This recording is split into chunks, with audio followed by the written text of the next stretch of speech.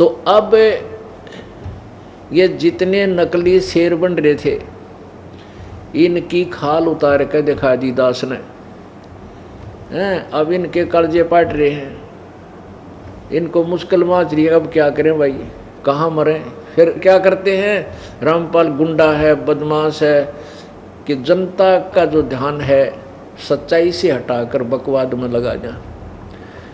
लेकिन उनको वो भूल गए, वो समय जा लिया। ये सब पढ़े लिखे शिक्षित है। ये तो 200 वर्ष पहले तो चल ले रही थी तुम्हारी, इसलिए परमात्मा ने तुम्हें छेड़ा नहीं। अब इसलिए छेड़ा है कि अब बिल्कुल क्लियर हो जाएगा, स्पष्ट हो जाएंगे। 11 अक्टूबर को, इसी 11 अक्टूबर 2009 को पवित्र हिंदू धर्म के माननीय चारों शीर्ष शंकराचार्यों से प्रार्थना की गई है कि वो आध्यात्मिक ज्ञान चर्चा करें। हमारा उद्देश्य ये है कि एक बार भ्रमित समाज को एक दिशा दे दी जावे और ये भटक भ्रम रहे श्रद्धालु परमात्मा के सीधे मार्ग को पकड़ के अपना जीवन सफल कर सके। तो उसमें ये और क्लियर हो जाएगा अब कौन कितने पानी में। तो कहने का भाव ये है कि इनको ज्ञान तो था नहीं। ये आर्य समाज के जो वेदों के ठेकेदार बन रहे थे, ये ऋषि मैं ऋषि आचार्य, इन्होंने अनुवाद करने की चेष्टा की। अब जैसे रामायण है, रामायण चौपाइयों के अंदर है, और जिसने मौखिक ज्ञान है नहीं रामायण का, भाई रामायण क्या चीज़ है, किसकी कहानी है, जिसको रामायण का मौखिक ज्ञान है कि भगवान श्री रामचंद्र जी राजा दशरथ के पुत्र थे, ये त्रिलोकी भगवान थे, इनको ऐसे ऐसे इनका विवाह हुआ, सीता और इनका वनवास हुआ, लक्ष्मण को ये वन में गए, राम को वनवास हुआ, ऐसे ऐसे। फिर रावण ने सीता उठाई, युद्ध हुआ, फिर वापस आए। ये कहानी जिसको याद है और फिर उन चौपाइयों को वो पढ़ेगा तो वो अनुवाद कर सकता है। हो सकता है एक आधा अर्थ गलत हो सके, लेकिन भाव गलत नहीं हो सकता।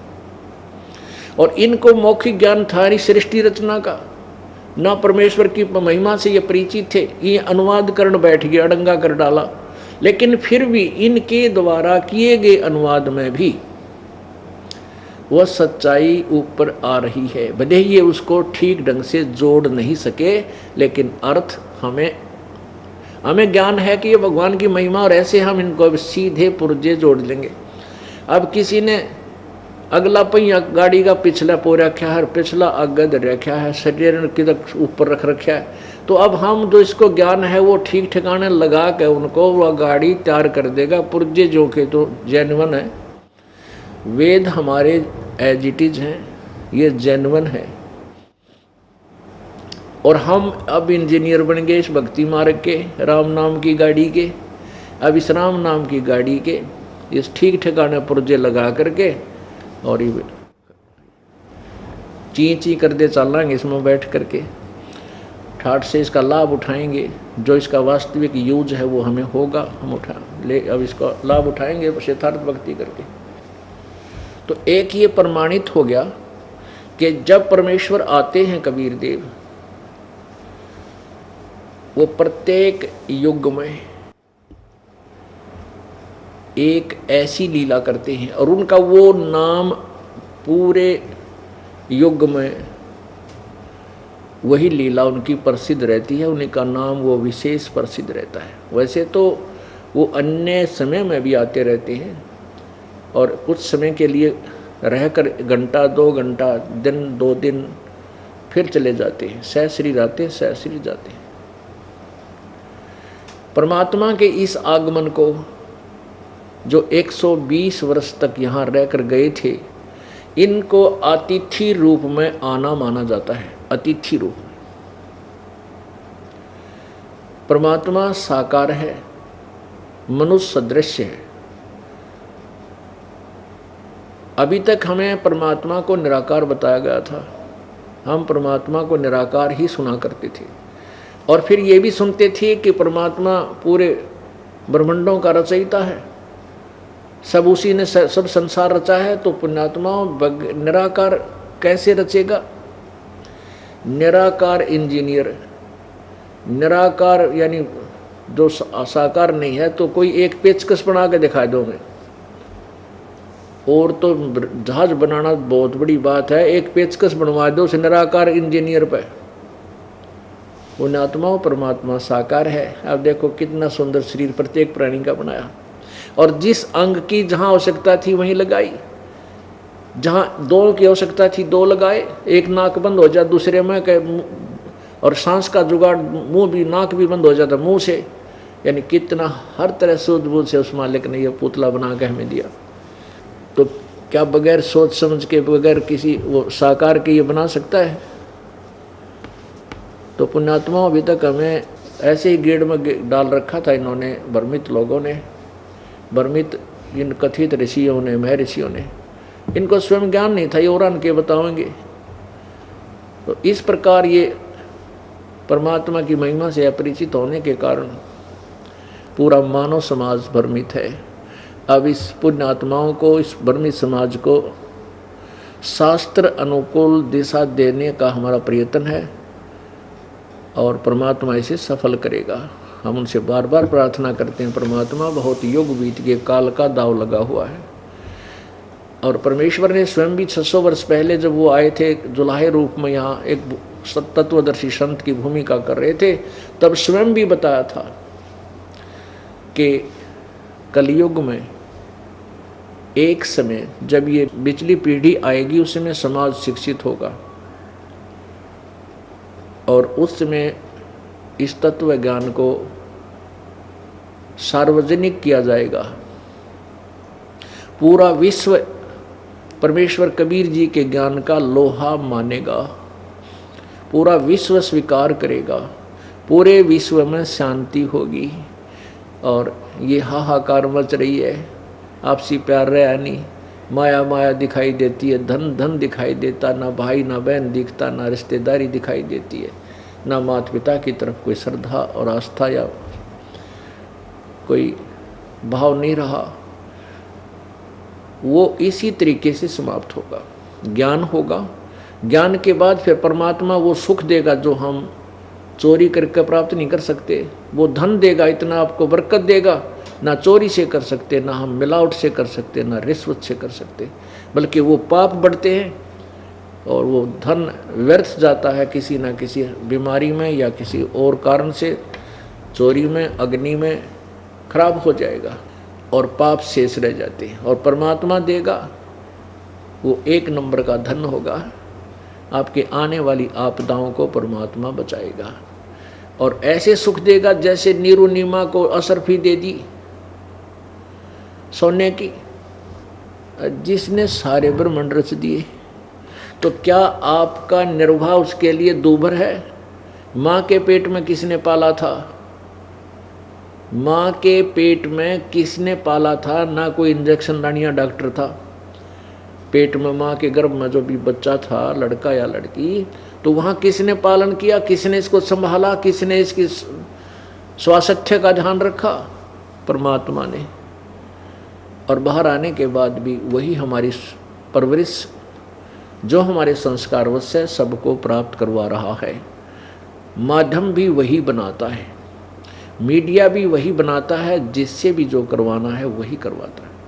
उस परमात्मा के हुक्म बिना पत्ता भी नहीं हिल सकता। भक्ति मुक्ति के दाता सतगुरु, ये भटकत प्राण फिरंदा, उस साहिब के हुक्म बिना नहीं तरवर पात हिलंदा। उस परमात्मा के हुक्म बिना पत्ता का, तरवर का पत्ता भी नहीं हिल सकता। तो सब, अब जैसे इसी का समर्थन हमारी पवित्र गीता जी अध्याय नंबर 15 श्लोक 17 कर रहा है कि उत्तम पुरुषत्व ने, वो वास्तव में सही भगवान, श्रेष्ठ प्रभु तो कोई और है। कौन और है? जो ऊपर वर्णित 16 श्लोक में वर्णित क्षर पुरुष और अक्षर पुरुष से और कोई भिन्न है, वो परम अक्षर ब्रह्म है, परम अक्षर पुरुष है। वो परम अक्षर पुरुष ये कबीर देव है, जो कबीर परमात्मा बनारस में आई थी और तीनों लोकों में प्रवेश करके सबका धारण पोषण वही करता है। जिसने जैसा भी कुछ किया है उन सब का प्रतिफल भी परमेश्वर कबीर देव ही देता है, चाहे ब्रह्मा का फल है, चाहे विष्णु का, चाहे शिव का। अपनात्मा जैसे भगवान विष्णु जी सतोगुण के अवतार श्री रामचंद्र जी ने बाली को मारा था सुग्रीव के भाई को धोखे से, वो दंड भी विष्णु को भोगना पड़ा। यदि इनके पिता के हाथ में, ब्रह्म के हाथ में निर्णय होता तो ये अपने पुत्र को दंड कैसे देता। अब न्याय जो परमात्मा ने एक विधान बना दिया कि ये भी उस दंड से दंडित होंगे, तो भगवान श्री विष्णु यानी श्री राम जी का फिर श्री कृष्ण रूप में अवतार हुआ, अवतरण हुआ, जन्म हुआ, और वही टिट फॉर टेट फिर बदला उसको देना पड़ा। जो बाली वाली आत्मा थी वो शिकारी बना और श्री कृष्ण विष्णु वाली आत्मा, श्री राम वाली आत्मा श्री कृष्ण बनी, और श्री कृष्ण जी के पैर के तलवे में तीर मार के उस बाली वाली आत्मा ने श्री कृष्ण जी का वध किया। वो भी बदला इन्होंने देना पड़ा, वो दंड भोगना पड़ा। तो परमात्मा कबीर जी ने विधान बना के और इस काल को दे दिया। अब ये इसका पालन करता है, जैसे कर्म कोई करेगा वैसा फल देगा, इतना ही इनका काम है। अब यहाँ कर्म काल ने इतने बुरे लगा दिए हमारे कि पृथ्वी ऊपर पग जो धारे, करोड़ जीव एक दिन में मारे। अब जो साधना वेदों में वर्णित है, जो भक्ति विधि अन्य सदगर शास्त्रों में वर्णित है, जैसे पुराणों में, गीता जी में, ये साधना पाप नाशक नहीं है, पाप नाशक नहीं है। हाँ, जैसे कर्म करोगे वैसा फल इनसे मिलेगा। पाप नाशक साधना कबीर परमेश्वर के सूक्ष्म वेद में है, वो 5वां वेद है। वो उस वेद का ज्ञान परमात्मा ने स्वयं ही आकर दिया है। वो कबीर वाणी जैसे आपने गीता जी अध्याय नंबर 4 के श्लोक नंबर 32 में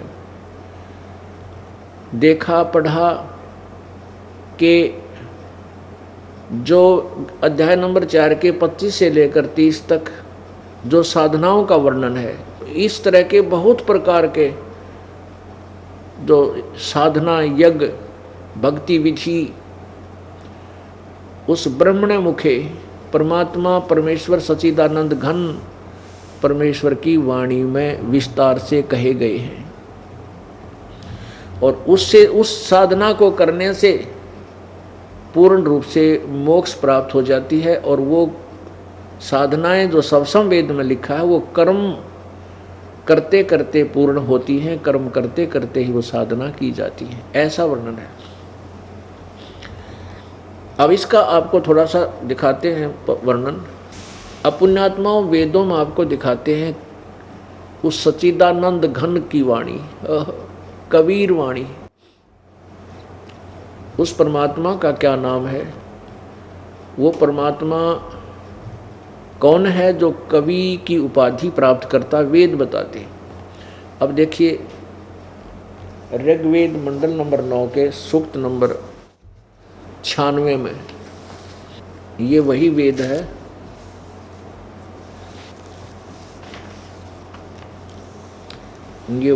है सर्वाधिक देसी कार्य प्रतिनिधि सभा, महर्षि दान भवन, रामलला मैदान, नई दिल्ली। ऋग्वेद आर्य भाषा भाष्य, महर्षि दयानंद सरस्वती कृत, मुद्रक Prince Offset Printers, 1510 Pataudi House Daryaganj. अब देखना मंडल नंबर 9 सूक्त नंबर 96 और मंत्र नंबर 16 में अब इन्हीं के अनुवाद को पढ़ेंगे। हे परमात्मन, गुहम, गुहम माने सर्वोपरि रहस्य, ये ब्रैकेट में संस्कृत है, यहाँ अनुवाद हिंदी है। चारू माने श्रेष्ठ, नाम, नाम जो तुम्हारी संज्ञा है आप उसका ज्ञान कराएं। अब इस संस्कृत में क्या है कि गुहम चारु नाम अभर्ष, हम इसका इन्हीं का हिंदी पढ़े। हे परमात्मन सर्वोपरि रहस्य श्रेष्ठ, जो नाम माने जो आपका नाम है, जो तुम्हारा नाम है, आप उस नाम का ज्ञान कराएं। आपका जो वास्तविक नाम है, श्रेष्ठ माने वास्तविक नाम है, सही नाम है, श्रेष्ठ। अब संस्कृत स्पष्ट बता रही है, गोयहम चारु नाम अभ्यर्ष, ये अनुवाद कर रहे हैं, हे परमात्मन सर्वोपरि रहस्य श्रेष्ठ, जो नाम माने जो आपका नाम है, संज्ञा है, आप उस नाम का ज्ञान कराएं, ये होना चाहिए। अब 17वें में वो ज्ञान कराया है, वो ना भगवान का के नाम है। देखो इसी के 17वें श्लोक में ये कराया है। 9वें जाए मंडल नंबर 9 का सुख 96 मंत्र 17, 16 आपने पढ़ लिया थोड़ा सा, जितनी हमें आवश्यक है। अब ये है शिशुम। अब ये वहीं से बात प्रारंभ हुई कि जब परमात्मा शिशु, वो पूर्ण परमात्मा प्रत्येक युग में शिशु रूप यानी बालक रूप धारण करके प्रकट होता है, और जब वो छोटे बच्चे की परवरिश रूप में कुंवारी गांव से उनकी परवरिश होती है। ये तो 9वें अध्याय के मंडल नंबर 9 के सूक्त नंबर 1 मंत्र नंबर 9 ने क्लियर कर दिया। अभी उसी 9वें ही मंडल में ऋग्वेद के मंडल नंबर 9 के सूक्त नंबर 96 में और मंत्र नंबर 17 में अब क्या बताया है। 16 में कहा कि आपका वो नाम क्या है वास्तविक, जो बालक रूप धारण करके परमात्मा एक आते हैं, तो उसका वास्तविक नाम क्या है। तो 17वें में बताया कि जो शिशु रूप शिशुम व शिशु रूप में जो परमात्मा प्रकट होता है, उसमें वो क्या करता है कि अपने तत्व ज्ञान को लेकर स्वयं ही प्रकट होता है, और अपने तत्व ज्ञान को लोकोक्तियों के माध्यम से, कविताओं के माध्यम से उच्चारण करता है ऊंचे ऊंचे स्वर में, गरज गरज के। और परमात्मा यही बताते हैं, चारों युग में संत पुकारे कूक कहा हम हेल रे। कूक माने आवाज लगा के ऊंची, हेल माने हेला देकर, आवाज देकर। चारों युग में संत पुकारे और कूक कहा हम हेल रे, हीरे माणक मोती बरसे ये जग चुगता ढेल रे। तो परमात्मा भी अपने आप कहते हैं कि चारों युग में हम ना के पुकार के कहा कि ये है तत्व ज्ञान, ये है वास्तविक साधना, लेकिन ये अनजान आत्माएं काल के दूतों के द्वारा भ्रमित की हुई, वो कंकर पत्थर उठा रहे हैं, आन उपासना रूपी कंकर पत्थरों के थैले भरे फिर रहे हैं, और हम जो तत्व ज्ञान रूपी अमृत हीरे मोती बरसा रहे हैं, इस वास्तविक ज्ञान को, वास्तविक साधना को स्वीकार नहीं करते। परमात्मा कहते हैं, पर भी लेन जात है दुनिया, हमारा ज्ञान किने न सुनिया। पर भी लेन जाते हैं, देखा ट्रेन जाती थी, वहाँ जाती हैं जो पर भी लाग जाएगी तो ग्रहण हो, वहाँ पाप कटेंगे। ट्रेनों में बैठे ऊपर नीचे बराबर में लटक कर डंडा गए चपट कर मर जा बेचारे, चाहे मरो चाहे जियो, वहाँ पहुँच जाते हैं उस परबी में स्नान करने के लिए। परमात्मा कहते हैं डले ढोकाते हो, वहाँ कोरे पाप इकट्ठे करते हो उस परबी में। पर भी लेन जात है दुनिया, हमारा ज्ञान किने ना सुनिया। वो पर भी लेन जाते हैं और हमारे समृद्ध ज्ञान को कोई नहीं सुनता, जो सब मोक्ष कर दे। अब यही बता रहे हैं कि देखिएगा, ऋग्वेद मंडल नंबर 9 सूक्त नंबर 96 96 16 आपने देख लिया कि कहा है कि हे भगवान आप अपने वास्तविक नाम से परिचित कराएं। इसका अर्थ है 17वें में कहा है, शिशुम जगानम हरियंतम मर्जंतम शुभंती वहीनम मरुतो गणेन कबीर गिरभी। ये रह लगा ऊपर, कबीर गिरभी कावेना कबीर, ये कबीर शब्द है। कबीर बोलो चाहे कभी ही बोल देते हैं, कबीर भी कह सकते हैं। संत सोम, ये संत सोम, संत स्पष्ट है, सोम है। पवित्रम अत्यति रेभन, रेभन माने ऊंची आवाज से, अति पवित्रता के साथ। और कबीर गिरभी माने कबीर वाणी, कबीर गिरभी। आज देखना, शिशु इन्होंने अपने हिसाब से क्या है, संयति सूक्ष्म करोति प्रलय काले जगती शिशु परमात्मा, उस परमात्मा को अब कहते हैं शिशुम, शिशु रूप परमात्मा को यहाँ लिखना चाहिए था। वो बालक रूप धारण करके जो परमात्मा आता है, उस परमात्मा को जो सदा प्रकट है। जगानम माने इसका अर्थ है शिशुम जगानम, जो शिशु रूप में प्रकट होता है, शिशु रूप में प्रकट होता है, जो अत्यंत कमनीय है, उसको उपासक लोग बुद्धि विषय करते हैं और उसकी स्तुति द्वारा उसके गुणों का वर्णन करते हैं। और विद्वान लोग उस गतिशील परमात्मा का गुणों के द्वारा गणों द्वारा वर्णन करते हैं। अच्छा, यहाँ लिखना, इन्होंने ये क्या किया, कबीर गिर भी, ये कबीर गिर भी है, ये रे ऊपर लगा हुआ है इस गी की मात्रा पे। इन्होंने इसके दो हिस्से कर दिए। कबीर को ये रे के स्थान पर हलंत लगा दिए, हलंत के स्थान पर दो बिंदी लगा दी, और गिर भी इसका अर्थ कर दिया कवि लोग। गिर भी माने वाणी द्वारा, गिर भी माने वाणी द्वारा, कबीर माने कबीर। हम न्यू का न्यू लिख दें कबीर वाणी द्वारा, बस कबीर वाणी, हम कबीर बोल देते हैं उसको कबीर वाणी। वेदों में कबीर वाणी, हम कबीर बोलते, हम वै को बै बोलते हैं। ये हमारी जो है ना, हमारी भाषा, लोकल भाषा के अंदर है। तो बात वही है, उसको जैसे हम किसी कर्मवीर को कर्मवीर बोलते हैं, धर्मवीर को हम धर्मवीर बोलते हैं, बै बोलते हैं, वेदों को हम वेद बोलते हैं। ऐसे ही इस कबीर वाणी को, कबीर गिरभी को हम कबीर वाणी बोलने, कबीर साहब, कबीर देव को हम कबीर साहब कहने लाएंगे। बस हम लिखण लागे, बड़ी की मात्रा ला कर रे पूरा ला देते हैं, कबीर वाणी है। यही नाम परमात्मा का कबीर, जो वेद बताते हैं। कबीर, ये कबीर वाणी द्वारा, यहाँ लिख दें कबीर वाणी द्वारा, और कविताओं से, यानी गा गा कर कविताओं की तरह, कविताओं के तौर से स्तुति करते हैं। सोमम, सोम स्वरूप पवित्र वह परमात्मा कारण अवस्था में सूक्ष्म प्रकृति को रेभन सन गर्जता हुआ अतिक्रमण करता है। रेभन माने गर्जता हुआ। आगे देखिएगा 18 में, ऋषि मना, ये ऋषि कृत सवरसा सहस्रनिथ पदवी कविनाम तृतीयम धामम महिष शिष्य संत सोमो विराजमानु राजती स्तूप। अब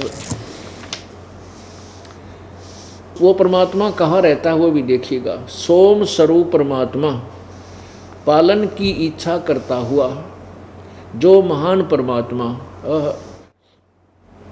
तृतीयम धाम, देवयान और पितरान, इन दोनों से पृथक तीसरा जो मुक्ति धाम है, तृतीयम धाम माने जो तीसरा मुक्ति धाम है, उसमें विराजमान है। ये ज्ञान योगी इन्होंने गलत लगा दिया। विराजम माने विराजमान है। अच्छा, ऋषि मना सर्व ज्ञान के साधन रूप मन वाला वह परमात्मा, जो ऋषिकृत सब साधनों का प्रदाता। ये कोई बात हुई। अब इसका वास्तविक अर्थ ये बनता है, अब वेद सिद्ध कर रहे हैं कि परमात्मा साकार है, एक देशीय है, वो तीसरे मुक्ति धाम में रहता है। अब मुक्ति धाम कौन सा है? पूर्ण मोक्ष स्थान जो है सतलोक है। एक ये क्षर पुरुष का लोक, ब्रह्म का 21 ब्रह्मांड का, ये भी धाम कहलाता है, ये भी एक लोक कहलाता है। और एक 7 संख ब्रह्मांड का जो परब्रह्म का, ये भी एक धाम लोक, यानी एक इसका लोक कहलाता है। इसमें आगे ब्रह्मांड विभाजित हैं, वो अलग है। जैसे एक देश, प्रत्येक देश में अपने अपने अलग से फिर नाम अलग होते हैं, राज्य न्यारे होते हैं, स्टेट जिले अलग होते हैं। तो तीसरा जो धाम है वो सतलोक है, रत धाम उसको कहते हैं। रत धाम माने अविनाशी, सतलोक, सतधाम, सच्चा लोक जो कभी नष्ट नहीं होता, उसमें वो परमात्मा रहता है। अब तत्व ज्ञान इस दास के पास है, उसके आधार से फिर इन सदग्रंथों को, इन वेदों का अनुवाद सही ढंग से कर दिया। अब वेद तो ओरिजिनल जेन्युइन पार्ट से, स्पेयर पार्ट की दुकान समझ लो। और गाड़ी बनाता है इंजीनियर, इस दास को परमात्मा ने इस राम नाम की गाड़ी बनाने वाला इंजीनियर बना दिया। परमात्मा ने सब कुछ दे रखा है, सारा ज्ञान विद्यमान है, उस ज्ञान को केवल अनुवाद ठीक करना है। अब आपको क्लियर करते हैं, थोड़ा कंसेप्ट बहुत क्लियर हो जाएगा। पुण्यात्माओं, आप परमात्मा प्राप्ति वाले विद्यालय में प्रवेश प्राप्त कर चुके हो। अब जैसे आप जी को ड्रेस अन्य प्राणियों से भिन्न है, बच्चा जो विद्यालय में जाता है, स्कूल जाता है, उसकी ड्रेस न्यारी होती है, उसको सुविधा भी माता पिता बहुत देते हैं, ना उनसे कोई काम लेते हैं विशेष, बेटा बेटी तुम पढ़ो और अपना जीवन सफल करो। तो जिसको भी आज मानव शरीर प्राप्त है इस पृथ्वी पर, वो परमात्मा के पाने वाले विद्यालय का विद्यार्थी है। और जो विद्यार्थी अपना कार्य पूरा नहीं कर रहा है, वो पढ़ नहीं रहा है, तो वो फेल हो जाता है, असफल हो जाता है। फिर वो कितना पश्चाताप करता है कि एक समय एक व्यक्ति एक रोड बन रहा था, सड़क बन रही थी, और वहाँ पर वो भी उसकी पत्नी भी वहाँ मिट्टी डाल रहे थे, मजदूरी कर रहे थे, और वहीं उनके बच्चे रेत के अंदर वृक्ष के नीचे लेटे हुए थे रेते में, कोई खेल रहा था, कोई सो रहा था। उसी समय उसी रोड का एग्जीक्यूटिव इंजीनियर आ गया, यानी एक्सियन, और वो उसका सहपाठी था, किसका, जो मिट्टी ढो रहा था। जब वो एक्सियन आगे जा चुका अपना वहाँ उनके इंस्पेक्शन आदि करके, तब वो व्यक्ति कह रहा है जो वहाँ मिट्टी डाल रहा था, टोकरियाँ थे, तसड़ियाँ थे, वो कहता है ये मेरा सहपाठी था, मेरे साथ पढ़ा करता, मेरे कर्म फूट गए हैं, मैं पढ़ा को नहीं, खेलता फिरता रहा हैं, और कुसंगत में पड़ गया, बच्चा के साथ बीड़ी बैड़ी पीने लग गया, मैं पढ़ा को ना। आज देख ये तो गाड़ी में बैठ कर चल रहा है और मैं मजदूरी कर रहा हूँ, और मेरे बच्चे ये रेत में पड़े हैं यहाँ पर, और इसके बच्चे कोठियों में रहते हैं। अब पुण्यात्माओं, परमात्मा कहते हैं ऐसे रोगे तुम जब ये मनुष्य शरीर आपके हाथ तो छूट जाएगा। कहते हैं अच्छे दिन पाछे गए, गुरु से किया ना हेत, अब पछतावा के करया चिड़िया चुगी खेत। परमात्मा कहते हैं, परमात्मा की वाणी को गरीबदास जी कैसे महिमा याद दिलाते हैं। ये संसार समझदा नाही, कहंदा श्याम दोपहरे नू, गरीबदास ये वक्त जाता है रोवोगे इस पैरे नू। कहते हैं ये समय जा रहा आपका हाथ से छूट गया, फिर रोया करोगे इस समय को याद करके, फिर कुछ हाथ नहीं लगेगा। तो पुण्यात्माओं, आप विद्यार्थी हैं, और आप देखते हो आप अपने बच्चों को कितना समय देते हो। एक क्लास को पास करने के लिए, एक कक्षा में उत्तीर्ण होने के लिए 1 वर्ष पूरा मिलता है उसको, और आप पूरा फ्री छोड़ देते हो। ट्यूशन भी लगवाते हो, आप भी पढ़ाते हो, टीचर भी पढ़ाते हैं, कितना समय देते हो, तब वो सफल होता है। इसलिए आप जी को सबसे पहले ये दास इतना ज्ञान दृढ़ करना चाहता है आप जी के अंदर कि आप अपने रास्ते से डगमग ना हो सके। बस गीता जी अध्याय नंबर 2 के श्लोक नंबर 53 में कहा कि अर्जुन, जिसमें तेरी बुद्धि भिन्न भिन्न प्रकार के भ्रमित करने वाले वचनों से हटकर एक परमात्मा के वास्तविक ज्ञान पर टिकेगी, तब तो तू योग को प्राप्त होगा, तब तो तू भगत बनेगा, जब तक भक्ति के योग होगा। तो इसलिए हमें सबसे पहले ज्ञान का होना आवश्यक है, ना नहीं तो कोई कर देगा भ्रमित, बहका देगा, आप फिर उसी कुमार्ग पर चलकर अपना जीवन बर्बाद कर जाओगे। तो अब हाँ, दास आपको थोड़ा समय इसलिए दे रहा है क्योंकि परमात्मा की महिमा, बजले रे भगवान तेरा काम आओगा, बजले रे भगवान तेरा काम आओगा। ये तो पता नहीं कितनी वाणी भगवान की हम सुना सकते हैं, गाकर भी सुना सकते हैं, दोहों को भी सुना सकते हैं। वो तो विषय है केवल प्रेरणा देने का। आप पूर्ण प्रेरित हो, आप परमात्मा की खोज में हो, इसलिए आपको ये गूढ़ रहस्य सदग्रंथों के रूबरू करना अति आवश्यक है। जैसे पहली क्लास के बच्चे को जोर जोर से आवाज़ देकर याद कराते हैं, गिनती कराते हैं, पहाड़े याद कराते हैं, A for apple, B for book, और फिर उस बच्चे को आगे क्लासेस में जाने के बाद वो ऐसे नहीं बोलता, फिर तो मन मन में उनका रट्टा लगाता है, गूढ़ रहस्यों पर विचार करता है बहुत अच्छी, फिर अपने गूढ़ रहस्यों में अच्छे ज्ञान को ग्रहण करता है। तो अब आप जो भगवान की तरफ आ चुके हो, आप प्रथम द्वितीय तृतीय क्लास से ऊपर हो, तो जो पहले से लगे हुए हैं, जिनको दूसरा नाम प्राप्त हो गया, वो बच्चे बालक नहीं रहे, उनको अब ये गूढ़ रहस्य बताना अति आवश्यक है। जो प्रथम बार आए हैं, द्वितीय बार जो प्रथम मंत्र लिया है, या वैसे आए हैं सत्संग सुनने के लिए, उनको भी अलग से एक थोड़ा सा समय दिया जाता है प्रत्येक सत्संग में, वो भी आपको दिया जाएगा। तो अब हम आपको ये बताना चाहते हैं, पहले हम भगवान पहचाने परमात्मा कौन है, और फिर उस भगवान की भक्ति करें जो पूर्ण मोक्षदायक है। गीता जी अध्याय नंबर 18 के श्लोक नंबर 62 में कहा कि अर्जुन, तू सर्वभाव से उस परमेश्वर की शरण में जा, जिसकी कृपा से परम शांति और शाश्वत स्थान को प्राप्त होगा। अपने विषय में चौथे अध्याय के 5वें श्लोक में और 9वें श्लोक में कहा कि अर्जुन, तेरे और मेरे बहुत जन्म हो चुके हैं, तू नहीं जानता, मैं जानता हूँ, मेरे जन्म अलौकिक है। इससे सिद्ध है कि गीता ज्ञान दाता भी नाशवान है, अविनाशी नहीं है।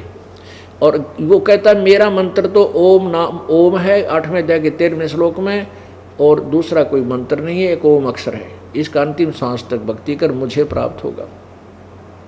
यदि तूने पूर्ण मोक्ष चाहिए, 15वें अध्याय के 4थे श्लोक में कहा कि तत्वदर्शी संत के मिलने के पश्चात तत्व ज्ञान रूपी शस्त्र से, तत्व ज्ञान रूपी शस्त्र से इस उलझे हुए अड़ंगे ने काट कर उलझे हुए ज्ञान को समझकर उसके पश्चात उस परम पद परमेश्वर की खोज करनी चाहिए, जहाँ जाने के बाद साधक फिर लौटकर संसार में नहीं आते, और जिस परमेश्वर ने संसार रूपी वृक्ष की रचना की है, और वही पूजा के योग्य है, नथिंग एल्स।